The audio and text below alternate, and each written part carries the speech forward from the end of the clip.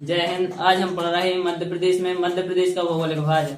मध्य प्रदेश को हम 7 क्षेत्रों में विभाजित करते हैं। मध्य प्रदेश के जो 7 क्षेत्र हैं, बुंदेलखंड का पठार, रीवा पन्ना का पठार, बघेलखंड का पठार, मालवा का पठार, सतपुड़ा, मेघालय, नर्मदा, सोनघाटी, इन 7 क्षेत्रों में विभाजित किया गया है मध्य प्रदेश को।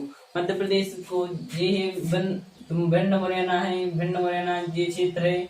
मध्य भारत का पठार,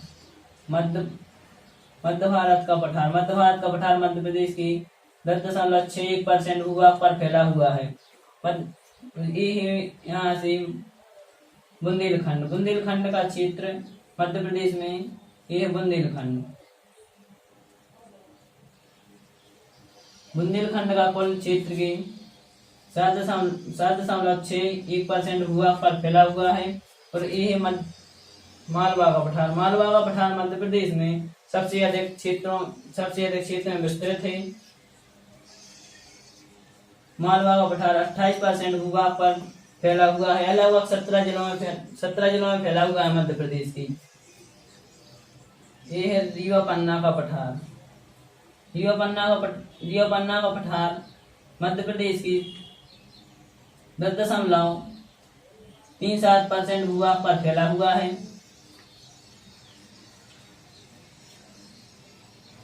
रीवा पन्ना का पठार। ये है बघेलखंड का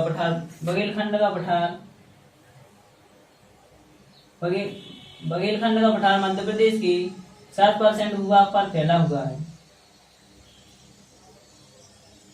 यह मध्य प्रदेश का सबसे छोटा भूभाग माना जाता है। और ये है सतपुड़ा मेघल श्रेणी मध्य प्रदेश के सबसे दक्षिणी हिस्से में फैली हुई है।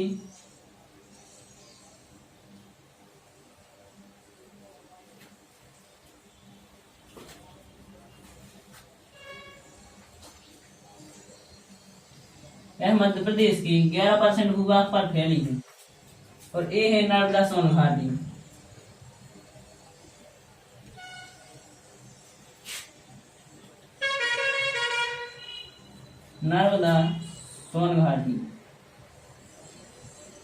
यह मध्य प्रदेश की 26% भूभाग पर फैली हुई है। अब हम पढ़ रहे हैं मध्य प्रदेश के 7 क्षेत्रों को विस्तार से। हम इसमें मध्य प्रदेश की मालवा के पठार को पढ़ रहे हैं। मालवा का पठार मध्य प्रदेश के पश्चिमी क्षेत्र में फैला हुआ है। यह मध्य प्रदेश के लगभग 17 जिलों में फैला हुआ है। 17 जिलों में इंदौर है, उज्जैन है, धार है, विदिशा, अशोकनगर और राजगढ़ का कुछ क्षेत्र ऐसे 17 जिलों में फैला हुआ है मालवा का पठार। मालवा के पठार मुख्य रूप से काली मिट्टी पाई जाती है। जो इसकी जो प्रमुख फसल है, मालवा के पठार की जो प्रमुख फसल में गेहूं है, चावल और सोयाबीन होता है। और जो इसके प्रमुख उद्योग सूती वस्त्र उद्योग है। जो सूती वस्त्र उद्योग का प्रमुख केंद्र इंदौर है। जो इंदौर को सूती वस्त्र राजधानी भी कहा जाता है और उद्योग राजधानी भी कहा जाता है। और इंदौर को मिनी मुंबई के नाम से भी जाना जाता है। इंदौर से एक और क्वेश्चन इम्पोर्टेंट है कि इंदौर किस नदी के किनारे स्थित है। तो जो इंदौर है, इंदौर खान नदी के किनारे स्थित है।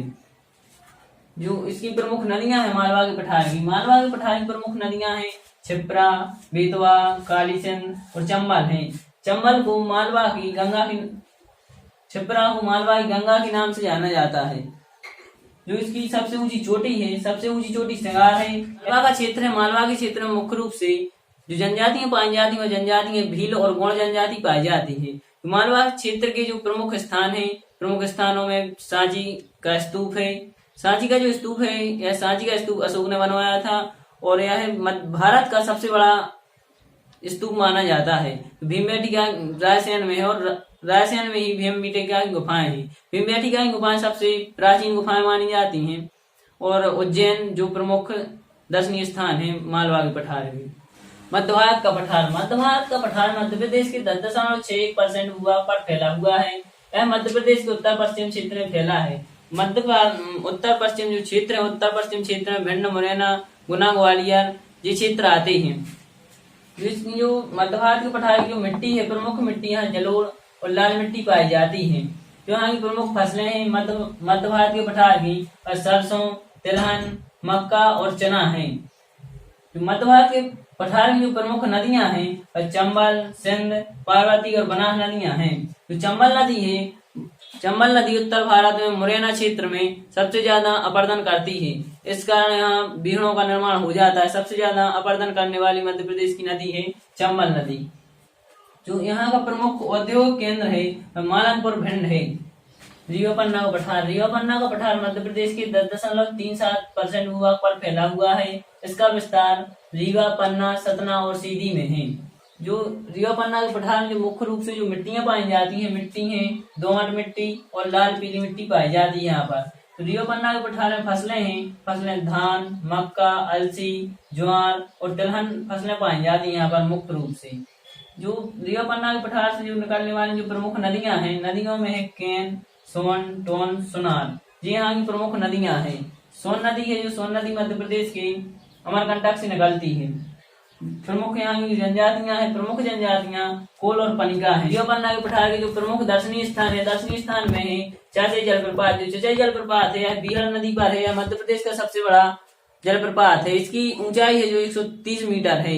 यह कई जगह पूछा जा चुका है और यह बीहड़ नदी पर यह मुख्य रूप से पूछा जाता है। जो मैहर का शारदा मंदिर है, मैहर का शारदा मंदिर यहाँ का प्रमुख तीर्थ स्थान माना जाता है। जो उद्योग केंद्र है, उद्योग केंद्र सीमेंट उद्योग केंद्र है यहाँ का प्रमुख केंद्र, जी सतना में है उद्योग सीमेंट केंद्र सतना।